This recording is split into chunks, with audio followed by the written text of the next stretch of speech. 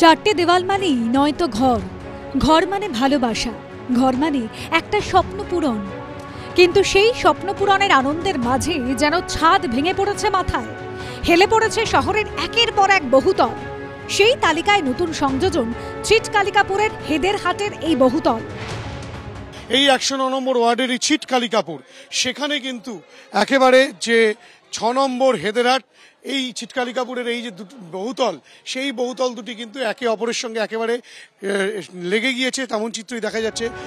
হেলে পড়া বহুতলের বাসিন্দাদের অভিযোগ, প্রমোটারকে বারবার বলা হলেও কথা কানে তুলছেন না। পুরসভা বলছে বেআইনি বাড়ি। বেআইনি করা হয়েছে, সম্পূর্ণ বেআইনি। আমাদের তাতে করার ক্ষমতা নেই। আমরা প্রমোটারকে দিয়েছিলাম, উনি ছাড়টা কম দিয়ে উপরে একটু হালকা বসে গেছে, ঠিক আছে। কর্পোরেশন থেকে সে লোক দেখে গেছে, ঠিক আছে। আমরা থাকতে পারেন, কিন্তু কিছু আমাদের না জানে কাজ করতে পারবেন না। একই ছবি দেখা গেল মুকুন্দপুর মিলন পার্কে। দাসপাড়া ব্রিজের কাছে হেলে পড়েছে দুটি বহুতল। কলকাতা পুরসভার 109 নম্বর ওয়ার্ডের অন্তর্গত মুকুন্দপুর, এবং সেখানে কিন্তু যেটা দেখা যাচ্ছে যে মুকুন্দপুর ব্রিজের কাছে এই যে বিল্ডিংটি রয়েছে 1845 মুকুন্দপুর রোড, সেখানে কিন্তু এই বিল্ডিংটা সম্পূর্ণ হেলে গিয়েছে। 3টি ব্লকে এই ফ্ল্যাটগুলি তৈরি হয়েছে, এবং যেটা দেখা যাচ্ছে ব্লক এ এবং ব্লক বি দুটো কিন্তু দুদিকে ঝুঁকে পড়েছে। হেলে পড়া বাড়ির বাসিন্দারা কেউ কথা বলতে চাননি।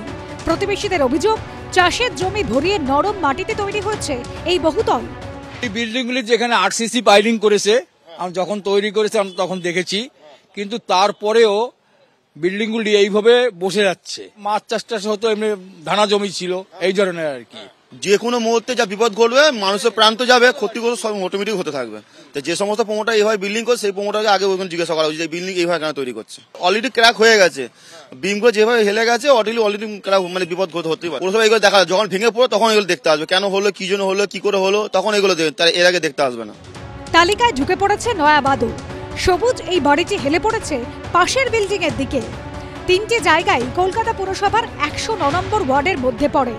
কাউন্সিলর তৃণমূলের অনন্যা বন্দ্যোপাধ্যায়, এ নিয়ে তো আমি ব্যক্তিগতভাবে কলকাতা কর্পোরেশনে যোগাযোগ করে বিল্ডিং ডিপার্টমেন্টে আমি কথা বলবো। ফাইনালি যে বাড়িটাতে যারা রয়েছেন, বাড়িটা যদি হেলে পড়ে যায়, ভেঙে পড়ে যায়, তাহলে কিছু প্রাণ হানি হবে, সেইটা ভালো ব্যাপার নয়, সেটা তো ঠিক নয়।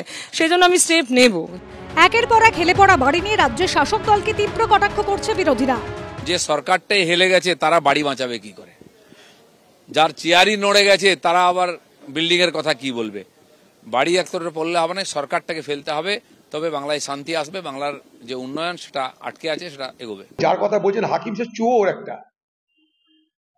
সে তো হাকিম মানে বুঝে চোর একটা। সারা কলকাতা চুরি করছে, দিদিকে ভাগ দিচ্ছে, তাই বাড়ি হেলছে, সবই হেলবে আগামী দিনে, সরকারও হেলে যাবে আগামী দিনে।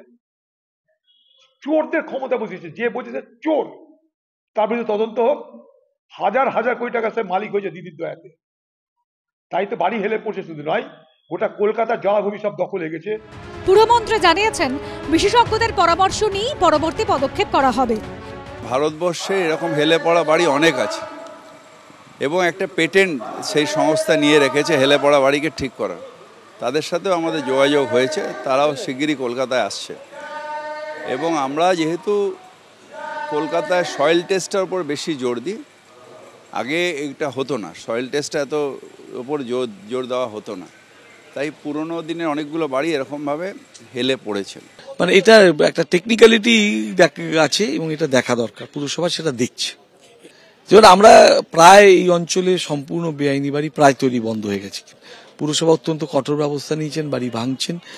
এটার সাথে সাথে যে বললাম যে টেকনিক্যাল অ্যাসপেক্টটাও দেখার দরকার, এবং পুরসভা বিভিন্ন টেকনিক্যাল পার্সন, যাদবপুর ইউনিভার্সিটির লোকদেরকেও এনেছেন, বিভিন্ন লোকদেরকেও এনেছেন, টেকনিক্যাল অ্যাসপেক্টটা দেখার চেষ্টা করছেন। হেলে পড়া বহুতলের বাসিন্দারা চান বন্ধ হোক এই রাজনৈতিক তরজা, মাথার উপর ছাদটা হোক শক্তপোক্ত। হিন্দল দে, অর্ণব মুখোপাধ্যায় ও শিবাশিস মৌলিকের রিপোর্ট, এবিপি আনন্দ, কলকাতা।